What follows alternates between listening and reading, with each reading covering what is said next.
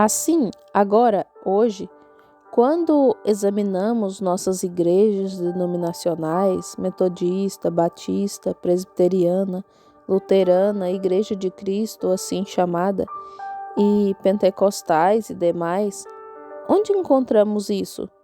Não se encontra. Vou admitir que os pentecostais têm o que é mais próximo disto que há, porque estão aqui em cima na era da igreja de Laodiceia. Eles tiveram a verdade e a rejeitaram, ficaram mornos com ela, e Deus os vomitou da sua boca. Isso é exatamente conforme as Escrituras. Não se pode fazer essas Escrituras mentirem, está vendo? Elas serão verdadeiras sempre. Não tente não tente alinhar seu pensamento com as Escrituras com o seu pensamento, mas alinhe-se com as Escrituras. Ou seja, então você estará movendo-se com Deus. Não importa o quanto se tenha de cortar ou pôr de lado, alinhe-se com isso. Está vendo? Veja o que ele fez a primeira vez que desceu. Bem, se Deus agiu assim a primeira vez, ele tem de agir assim a segunda vez. Tem de agir assim todas as vezes, ou ele agiu errado a primeira vez. Veja, como mortais, nós podemos cometer erros. Deus não pode. A primeira decisão de Deus é perfeita, e a maneira que ele escolheu fazer as coisas não pode haver nenhuma outra maneira melhor. Ele não pode melhorá-la, porque, para começar, é perfeita. Se não é, então ele não é infinito. E se ele é infinito, então é onisciente. E se ele é onisciente, é onipotente. Amém. Ele tem de ser para ser Deus. Está vendo? Assim, você não pode dizer agora, ele aprendeu mais. Ele não aprendeu mais. Ele é a própria fonte de toda a sabedoria. Está vendo?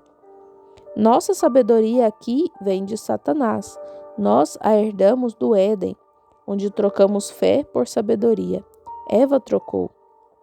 Agora, ele primeiro foi chamado anticristo. No segundo estágio foi chamado falso profeta, porque aquele espírito entre o povo encarnou-se. Você se lembra agora que o cavaleiro do cavalo branco não tinha coroa quando começou, mas então a ele recebeu uma coroa? Por quê? Ele, para começar, era o espírito nicolaíta, e então ele se encarnou num homem, e então ele foi coroado, e recebeu um trono, e foi coroado.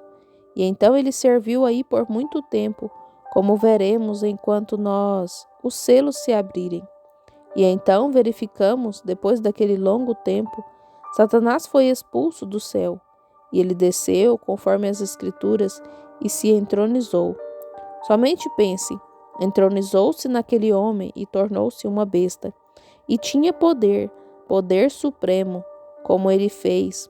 Todos os milagres e tudo mais, ou as matanças e lutas sangrentas, e tudo o que Roma podia produzir. Muito bem. Ele matou por meio de cruel punição romana. Simplesmente, como poderíamos entrar em algumas escrituras aqui? Lembre-se, Jesus Cristo morreu sob a punição de Roma, pena de morte.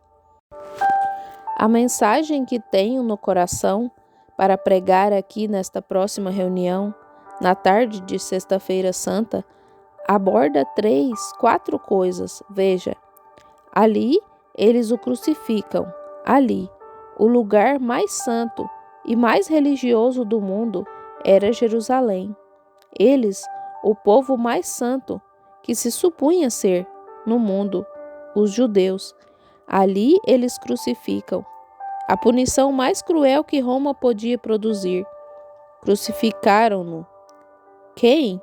A maior pessoa que já viveu. Ali eles o crucificaram.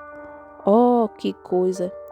Deus me ajude a fazer isso penetrar naquele grupo de homens de negócios, até poderem ver onde se encontram. Muito bem. Agora, não para ser diferente, não para ser desagradável, mas para balançar isso até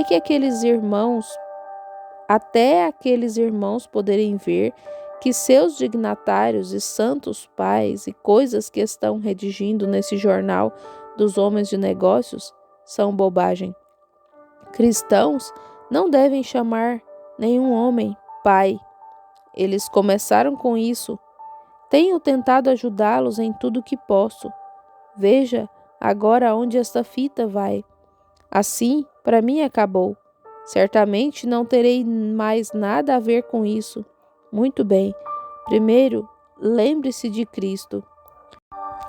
Primeiro, como nicolaíta. E o que a era nicolaíta pedia? Pedia para se afastar daquele bando de pessoas que gritava e batia palmas e tinham uma aparência vergonhosa, como fizeram no Pentecostes, agindo como bêbados, cambaleando no espírito e coisas tais. Eles não queriam nada daquela coisa, diziam que estavam embriagados. E quando os célebres, escute, não falhe em ver isso. Pode lhe parecer loucura, mas é a verdade. Quando os dignatários começaram a entrar, eles não conseguiram se humilhar a isso. O que torna Deus grande é porque Ele é grande o bastante para se humilhar. Isso é o que o torna grande. Não há nada maior. E Ele se humilhou ao mais baixo nível que alguém poderia, a que qualquer ser humano já se humilhou. Ele era o Rei do céu e veio à cidade mais baixa da terra, Jericó, e se rebaixou tanto que mesmo o homem mais baixo da cidade teve de olhar para baixo para ele, para vê-lo. Está certo? Zaqueu, isso mesmo. Ele foi chamado pelo pior nome que qualquer ser humano pode ser chamado. Um feiticeiro, um diabo, Beelzebu. Foi isso que o mundo pensou dele. Sofreu a morte mais cruel. Não teve um lugar onde reclinar a cabeça. Expulso por toda a organização. Mas quando Deus o exaltou, foi tão alto que ele tem de olhar para baixo para ver o céu. Veja como Deus em humildade, está vendo? E ele lhe deu um nome tão grande que a família inteira no céu recebe o seu nome e toda a família da terra. A família toda da terra recebe o nome Jesus. Todas as famílias do céu recebem o nome Jesus. E tal nome ao qual todo joelho se dobrará e toda língua o confessará como sendo o Senhor, quer aqui, quer no inferno. O inferno se dobrará, tudo mais se dobrará, está vendo? Mas primeiro foi humildade, depois se tornou grande, está vendo? Deixe que Deus exalte. Aquele que a si mesmo se humilhar, Deus exaltará, está vendo? Agora, notamos que este espírito Nical queria sabedoria, ser mais inteligente. Tinha de arrazoar, como foi no Éden. Arrazoar contra a palavra de Deus, pela sabedoria, e a igreja se deixou levar. Que foi isso? Agora, digamos, tomemos esta igreja aqui e tomemos um grupo de pessoas como nós, supondo que vocês não fossem realmente cheios do Espírito, e tomemos, digamos, agora, nada contra o prefeito da nossa cidade. Não creio que o conheça, o Sr. Bottorff. Ele ainda é prefeito, o Sr. Bottorff? Vejam, eu não... O Sr. Bottorff é um ótimo amigo meu, vejam.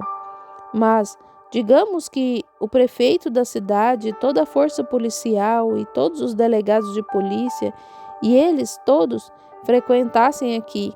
De repente, se estivessem com qualquer coisinha que fosse na cabeça e começassem a falar com a junta e as pessoas por aqui dissessem: agora, sabem de uma coisa? Deveria ser diferente. Se vocês não fossem cheios do Espírito e não tivessem um homem realmente cheio do Espírito atrás do púlpito, quando notassem, vocês estariam tentando favorecê-los. Talvez não nesta geração, talvez na próxima geração. E foi assim que começou a entrar. Estão vendo? Por quê? estavam dizendo: olhem aqui, é sensato, vocês dariam ouvidos. Digamos que um homem chegasse aqui que pudesse dizer: esta igreja é muito pequena, edifiquemos uma igreja grande. Vou levantar uma para vocês aqui, valerá muito dinheiro, $500.000. Será colocado ali, eu a colocarei no programa de rádio.